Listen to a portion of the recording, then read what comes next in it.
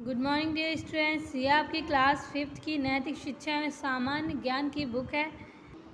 Today I will teach you third chapter परोपकार। तो जो नैतिक शिक्षा का ये जो आपका थर्ड चैप्टर है, इसका नाम है परोपकार। मतलब किसी पे उपकार करना, किसी की सहायता करना, किसी की हेल्प करना। ये है मतलब एक बॉय की स्टोरी, एक लड़के की स्टोरी है। चले देखते हैं क्या है इस स्टोरी में। चलें स्टार्ट करते हैं। एक बार की बात है, हरिद्वार में कुंभ मेला लगा था। मतलब कि हरिद्वार है एक जगह, वहाँ पे कुंभ मेले का नाम आप लोगों ने सुना होगा। कुंभ मेला बहुत ज़्यादा बड़ा लगता है, वहाँ बहुत ज़्यादा दूर दूर से लोग आते हैं। तो उससे एक बार की बात है, वहाँ पे हरिद्वार में कुंभ मेला लगा हुआ था। जगह जगह से हज़ारों की संख्या में श्रद्धालु कुंभ के पर्व पर स्नान करने आए हुए थे। मतलब कि बहुत ज़्यादा जगह जगह से हज़ारों की संख्या, मतलब कि बहुत ज़्यादा हज़ारों लोगों की संख्या में लोग आए हुए थे कुंभ मतलब मेले में स्नान करने के लिए और घूमने के लिए। भारत के विद्यालय की तरफ से छात्रों का एक सहायता दल कुंभ मेले में आए यात्रियों की सहायता करने को भेजा गया था। मतलब कि भरत एक लड़का था, उसके स्कूल से मतलब उनके प्रिंसिपल ने उन ढेर सारे मतलब एक ढेर सारे लड़कों को, छात्रों को भेजा गया था, जो कि वहाँ पे कुंभ मेले में आए हुए जो यात्री हैं उनकी हेल्प करने के लिए, मदद करने के लिए। भरत उस दल का नेतृत्व कर रहा था। मतलब कि जो भरत वो लड़का था जिसके ऊपर ये स्टोरी है, वो इस दल का क्या कर रहा था, मुखिया था, मतलब नेतृत्व कर रहा था, सारी देख रेख यही कर रहा था। वह सीधा साधा होने के साथ साथ एक दयालु बालक भी था। मतलब कि वो बहुत ज़्यादा सीधा साधा था और बहुत दयालु था, दूसरों पर दया करने वाला था।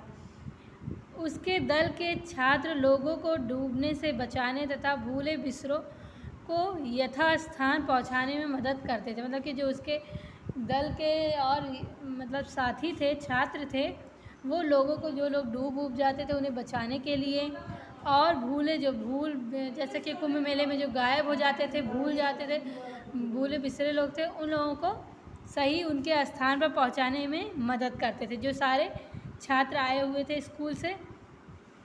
एक दिन वहाँ भरत अपने सहायता शिविर से बाहर निकल रहा था कि अनायास उसकी नज़र एक वृद्ध महिला पर पड़ी। मतलब कि एक बार वो जब भरत जो लड़का था वो ऐसे अपने जो शिविर से बाहर निकल रहा था, मतलब दूसरों की मदद करते हुए जब वो निकल रहा था, तो उसने एक अनायास मतलब एक बूढ़ी औरत को बैठे हुए देखा। वह महिला बिलख बिलख कर रो रही थी। वृद्धा को रोता हुआ देखकर उसे लगा कि यह महिला किसी मुसीबत में है। तो कि जब वो जा रहा था, किसी की मदद करके वो जब जा रहा था, तो उसने एक औरत को देखा, जो कि एक बूढ़ी औरत को देखा जो बहुत ज़्यादा रो रही थी, बिलख बिलख के बहुत ज़्यादा रो रही थी। और तब उसने जब वृद्धा को रोते हुए देखा तो भरत को लगा कि वह मुसीबत में है। उसकी दीनहीन दशा देखकर उसका दिल करुणा से पसीज गया। भरत उसके पास गया।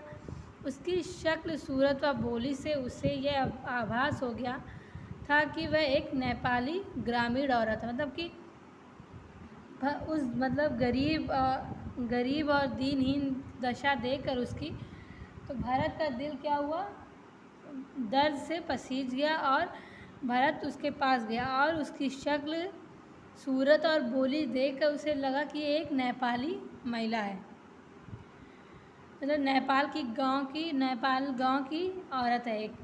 भरत के पूछने पर वह महिला अपनी नेपाली भाषा में बात करने लगी। विडंबना यह थी कि भरत नेपाली भाषा नहीं जानता था। मतलब कि जब भरत उसके पास गया और उससे पूछने लगा, उस वृद्धा से, कि उस बूढ़ी औरत से, तो वो अपनी भाषा में मतलब नेपाली भाषा में बात करने लगी। लेकिन मतलब कि ये प्रॉब्लम थी, विडंबना ये थी कि भरत को नेपाली भाषा नहीं आती थी, वो नेपाली भाषा नहीं जानता था, और बुढ़िया हिंदी नहीं जानती थी। भाषा न समझ पाने के कारण वह बुढ़िया मात्र इशारा करके अपनी बात समझाने का प्रयास कर रही थी। मतलब कि ये प्रॉब्लम थी कि ना भरत को नेपाली आ रही थी, ना उस औरत को हिंदी आ रही थी। तो इस वजह से भरत मतलब भाषा न समझ पाने की वजह से वह बुढ़िया जो थी वो सिर्फ इशारे में बात कर अपनी बात समझाने की कोशिश कर रही थी। मतलब कि समझाने का प्रयास कर रही थी, समझाने की कोशिश कर रही थी। उसके इशारों से लग रहा था कि वह अपने परिवार के साथ कुंभ मेले के पर्व पर गंगा स्नान करने आई थी और अपने परिजनों से बिछुड़ गई है। मतलब कि भरत को ऐसा लगा, उसके ऐसे इशारे में बात करते हुए देखकर भरत को ऐसा लगा कि वह अपने परिवार के साथ कुंभ मेले में के त्यौहार में जो आई है वो गंगा स्नान करने आई है, लेकिन वो अपने परिवार से बिछड़ गई है। भीड़ में अकेली पड़ जाने से वह घबराई हुई स्थिति में थी। मतलब कि वो भीड़, इतनी ज़्यादा भीड़ थी वहाँ पर उस मेले में, कुंभ मेले में आप तो जानते हैं कितना ज़्यादा भीड़ रहती है। तो उस भीड़ में वो उसको लग रहा था कि वो अकेली पड़ गई है और इस वजह से वो घबरा गई है।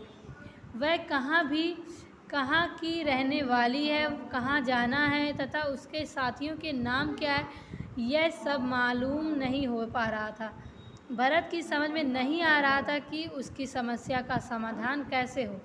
मतलब कि भरत ये नहीं जान रहा था कि वो कहाँ से आई और कहाँ की रहने वाली है और कहाँ वो जाना चाहती है, या उसके दोस्त कौन है, उसके साथी कौन है, उनका नाम क्या है। ये मालूम करना बहुत ज़्यादा कठिन था और ये मालूम नहीं हो पा रहा था और भरत की समझ में नहीं आ रहा था कि इसका मतलब समाधान, इसका सॉल्यूशन कैसे होगा, कैसे निकले।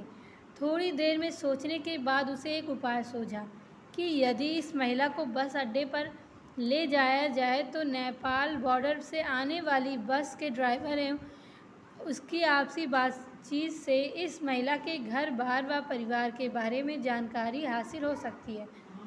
मतलब कि बहुत ज़्यादा सोचने के बाद मतलब उसके भरत के दिमाग में एक मतलब आइडिया आया और उसने सोचा कि यदि इस मतलब बूढ़ी महिला को बस अड्डे पर पहुंचाया जाए तो वहाँ नेपाल बॉर्डर से आए हुए लोगों और ड्राइवर से उसकी बातचीत होने पर उसके घर वालों के बारे में हमें जानकारी मिल सकती है, क्योंकि बॉर्डर तक जाने वाले ड्राइवर दोनों देशों की भाषा समझते हैं।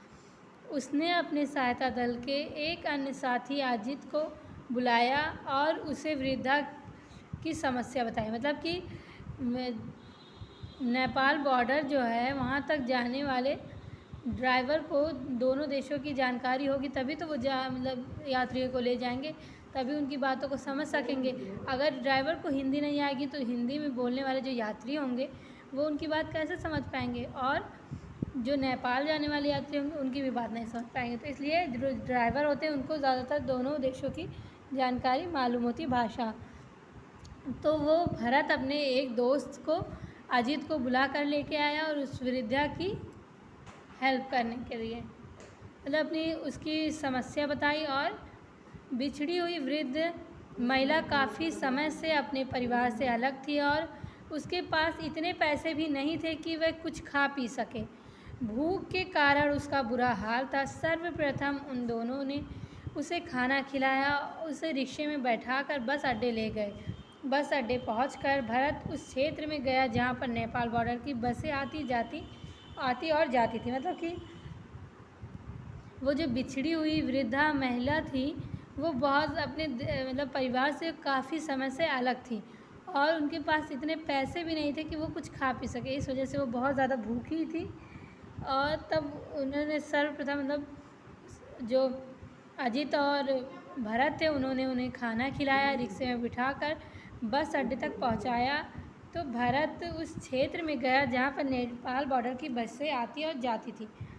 यहाँ उनकी पिक्चर दी गई है, भरत और उस वृद्धा की और अजित की और ड्राइवर की। वहाँ पहुँचने पर भरत ने देखा कि वहाँ थोड़ी देर पहले नेपाल से आए हुए यात्रियों की एक बस खड़ी थी। बस का ड्राइवर भी वहीं खड़ा था। भरत और अजित ने ड्राइवर को बड़ी विनम्रता से बुढ़िया की समस्या से अवगत कराया। मतलब कि जब भरत और अजित बस अड्डे पर पहुँचे तो उन्होंने देखा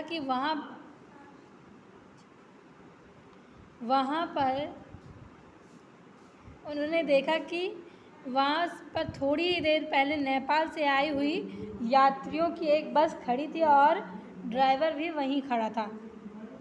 और अजित और अमित उस ड्राइवर से बहुत विनम्रता से बुढ़िया की समस्या बताई। ड्राइवर नेपाली और हिंदी दोनों भाषाएं जानता था। उसने बुढ़िया से नेपाली भाषा में बातचीत कर उसके घर, गांव, जिला व साथ आए हुए साथियों की जानकारी हासिल की। अजित ने ये जानकारी अपनी डायरी में नोट कर ली और भरत अजित मतलब कि ड्राइवर जो थे उनको नेपाली और हिंदी दोनों भाषाएं आती थी। तब उन्होंने बुढ़िया से नेपाली भाषा में बातचीत की और उनके घर के बारे में, गांव के बारे में, ज़िले के बारे में और उनके साथियों के बारे में जानकारी हासिल की। और अजित ने अपनी डायरी में उनके वो सब नोट कर लिया जो उन्होंने बताया था। भरत और अजित ये सब जानकारी हासिल कर अपने शिविर वापस आने लगे। तब ड्राइवर ने उन बच्चों को अपनी ओर बुलाकर कहा, बच्चों, यदि भूले बिसरे क्रेन पर इन माता जी के साथियों का पता ना चले तो आप लोग कल शाम को 5 बजे से पहले इन्हें लेकर इसी जगह फिर आना, क्योंकि मैं कल शाम 6 बजे ये बस लेकर नेपाल जाऊंगा।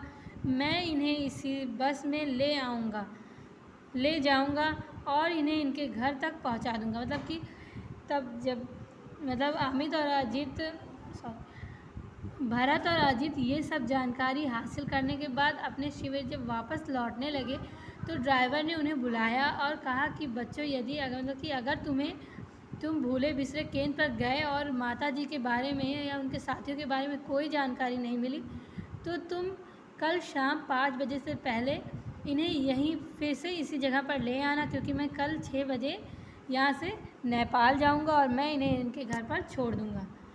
भरत और अजित ड्राइवर को धन्यवाद देकर वृद्धा को अपने शिविर में ले गए और उसके खाने पीने और ठहरने का इंतज़ाम किया। फिर प्रातः ही वे वृद्धा को भूले बिसरे केंद्र पर ले गए और डायरी में लिखे उसके गांव, जिला और साथियों के नाम बताए।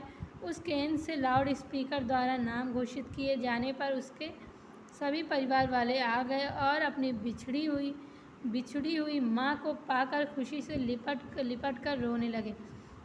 वृद्धा भी भरत और अजित को अपनी भाषा में आशीर्वाद देते हुए कहने लगी, बेटा जुग जुग जियो। मतलब कि भरत और अजित ड्राइवर को धन्यवाद देकर वृद्धा को अपने पास, अपने जहाँ पर वो लोग ठहरे हुए थे वहाँ ले गए और उनके खाने पीने का इंतज़ाम किया, रहने का भी। और सुबह होते ही वे भूले बिसरे केंद्र पर गए और जो डायरी में अजित ने अपनी डायरी में जो नोट किया था उनके गांव और ज़िले के बारे में और साथियों के नाम के बारे में, तो उस केंद्र से लाउड स्पीकर द्वारा घोषित किया जाने पर उनके परिवार वाले उनके पास आए और लिपट कर रोने लगे। वृद्धा भी भरत और अजित को अपनी भाषा में धन्यवाद करने लगी। तो ये जो स्टोरी थी ये यहीं पे कंप्लीट हो रही है। तो बच्चों, इस स्टोरी से हमें ये शिक्षा मिलती है कि हमें किसी दुखी व्यक्ति की सहायता करने में से बड़ा सुख मिलता है, क्योंकि परोपकार जो होता है वो सबसे बड़ा धर्म होता है। और इसलिए हमें हमेशा गरीबों की और जो बेसहारा हैं उनकी हमेशा मदद करनी चाहिए। ये चैप्टर यहीं पे कंप्लीट हो रहा है। आई होप आप लोग को समझ में आया होगा। इसे आप लोग रीड करें हैं।